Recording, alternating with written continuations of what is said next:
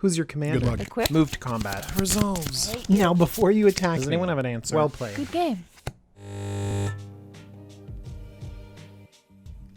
Hello everyone, my name is DJ and you are watching the Jumbo Commander YouTube channel. I want to invite you on a little bit of a different video. I want to invite you in on my deck building process. You know, have you ever wanted to build a deck, but you're torn between building what you think would be the best version and the version that's unique, the version that's spicy?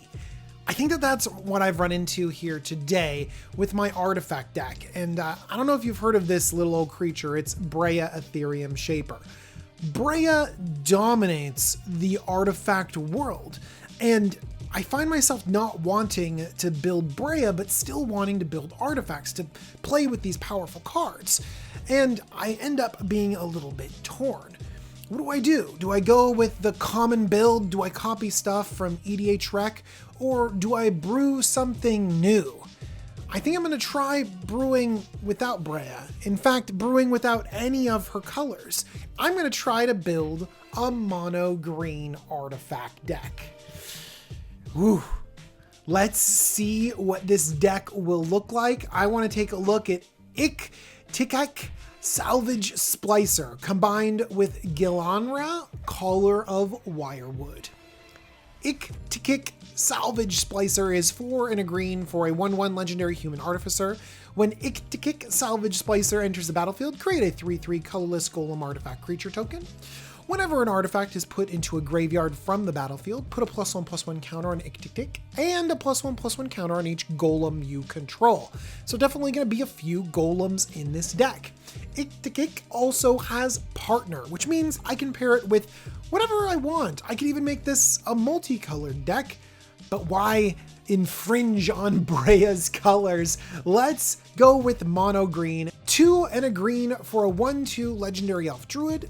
Tap, add a green. When you spend this mana to cast a spell with converted mana cost 6 or greater, draw a card. There are quite a few expensive golems out there, and so I hope to be drawing a few cards from this little creature. And having mana ramp is gonna be good because this deck is gonna be a little bit clunky. This is not the most competitive version of the deck, but I think that it's gonna be really fun. Now, we've examined this ability. Create some golems, create some +1/+1 counters when creatures die. So baseline, we want creatures that make golems. The splicers do that incredibly well. We have Maul Splicer creating a little dude and granting them trample, and hopefully they're going to get pretty big. We also have Vital Splicer protecting our board, giving everything regeneration. We have Precursor Golem making 3 golems. That's the go wide we're looking for. Even though maybe the downside of Precursor Golem is that maybe our opponent lightning bolts our entire board. We don't know. But actually, there are a lot more golems than you think. It's a really diverse world of golems. And it goes all the way up the chain. We've got a Ginger Brute. This little 1/1 golem, hard to block fast, but also sacrifices. Putting artifacts in the graveyard to grow your whole team could be very good. We have Honorary Golem, Metallic Mimic, synergizing with those +1/+1 counters. Adaptive Automaton, another honorary golem. Then we have probably the most played golem in Commander with Solemn Simulacrum. I didn't know it was a golem until it was recently printed with a golem type on there. A really, really good one, Arcbound Reclaimer. This can help us get things back from the graveyard. It also synergizes with +1/+1 counters. We have golems that create more golems. Golden Guardian, it can turn over and create even more golems. We have combo-tastic golems. We have things like Karn, and Karn can transform your artifacts into creatures, and Voltaic Construct can untap artifact creatures. So you can actually combo off with these 2 golems and the appropriate mana rock. Of course, I haven't given a fair shake to Geode Golem. You know, our commanders are going to be really key in this, specifically Ich-Tekik. And so being able to get it onto the battlefield really efficiently has been good. I was hyped when I read about Geode Golem, and I have yet to give it a try. So I'm excited to see Geode Golem here right now. Moving all up the chain, we have Brass Herald. Brass Herald is a golem. It lets you anthem other creatures, but I think it's just nice. Hey, Brass Herald, how about you look after your own people? I'm going to choose Golem for you. Meteor Golem is another staple, classic removal. Now, when we get into the 8 drops, we start getting into the really exciting golems. Platinum Empyrean. This is a golem that makes waves, that changes games. How about Phyrexian Triniform and the other 9 drop out of Commander 2021? Just big golems, big value. I love it. Going on up, we got a 10 drop golem, Ancient Stone Idol. This can actually be cast for less than 10 too, and it leaves some awesome creatures behind. But then of course there's the classic. We got Dark Steel Colossus. Just used to be the biggest, baddest creature out there. Has been outshone a little bit by the Eldrazi, but still feeling like a classic golem. Then we have this super powerful Mycosynth Golem. It's very expensive for a 4/5, but actually giving everything affinity for artifacts in an artifact heavy deck like this could be huge and could let us play gigantic stuff like, I don't know, our 12 drop golem, Blightsteel Colossus. That's where our curve kind of ends, all the way up to the top with Blightsteel Colossus, and so many fun cards along the way. I mentioned curving up because of course I'm going to include a birthing pod, and so I want to be able to birthing pod chain all the way up to the top. And birthing pod works so well because when you sacrifice an artifact, you're sending it to the graveyard and growing everything else. So amazing. Kadotha Forgemaster also does a really great job, but you gotta get rid of 3 artifacts to move on up the chain. No, let's skip straight up to that Blightsteel Colossus, straight up to the Mycosynth Golem, then cast the Blightsteel Colossus for free because we've been putting so much stuff on the board. And do you know what? You can't have Birthing Pod in a BREW deck. Trust me, you can't. There is some stuff that green brings to the table, and some of it has to do with the other creatures that are in this deck. I got to include a Tireless Tracker. Just a boring old human, but it investigates with every land drop. That lets you sacrifice artifacts, which triggers your commander. Some +1/+1 counter synergies with a Verdurous Gearhulk. And then let's round it out with just some solid little creatures. How about a little old Mana Dork? That seems nice. Not a golem, but still excellent. Arcbound Ravager, playing in with those +1/+1 counter synergies. Burnished Heart, allowing you to sacrifice it, ramp a little bit. This deck is very mana hungry, so that's going to be good. And with all these artifacts, I just couldn't leave out good old Traxos.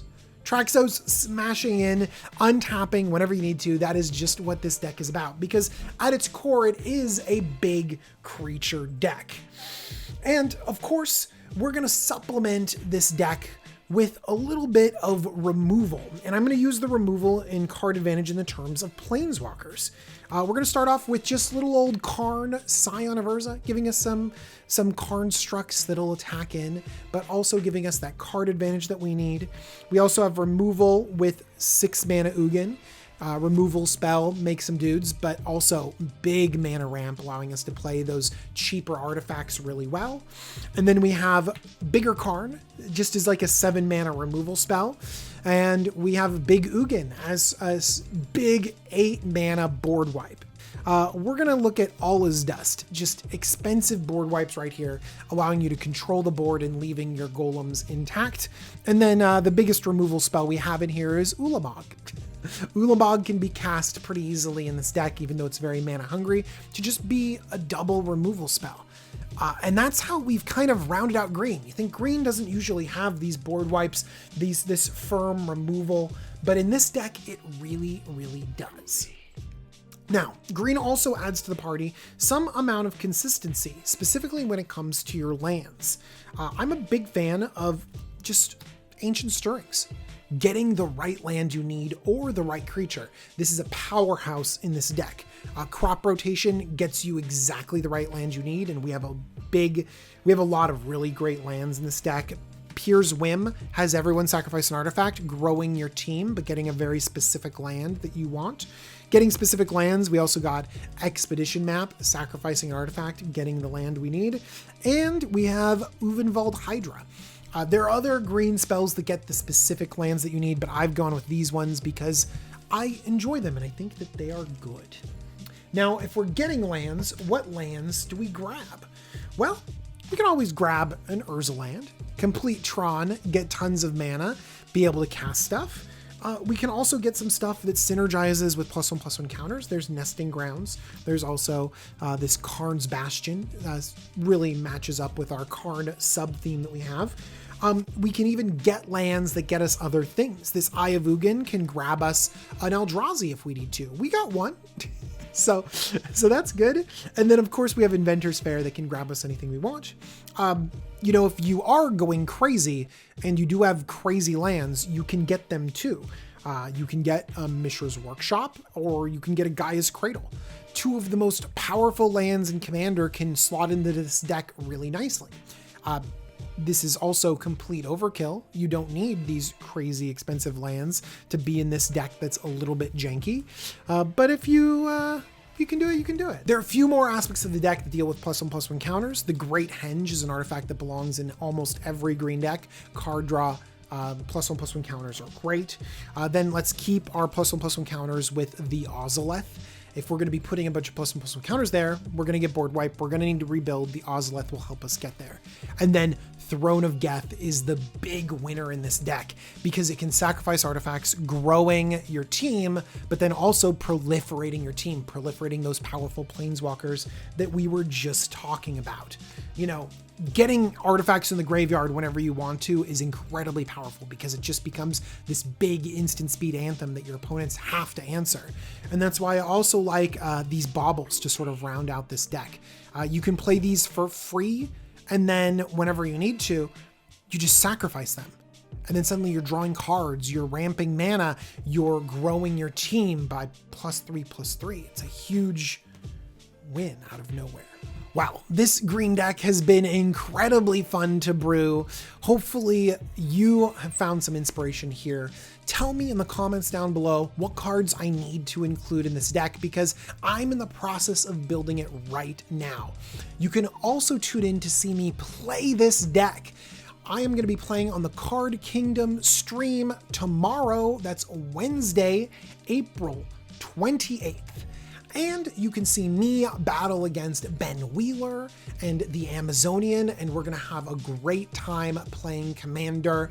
There will be a link down in the description, which will take you there. Hopefully you can join us for that awesome Commander battle. I also want to thank Cool Stuff Inc. They're the sponsor of the Jumbo Commander YouTube channel. You should check out their Commander HQ because they have the newest Strixhaven deck lists and strategies up there.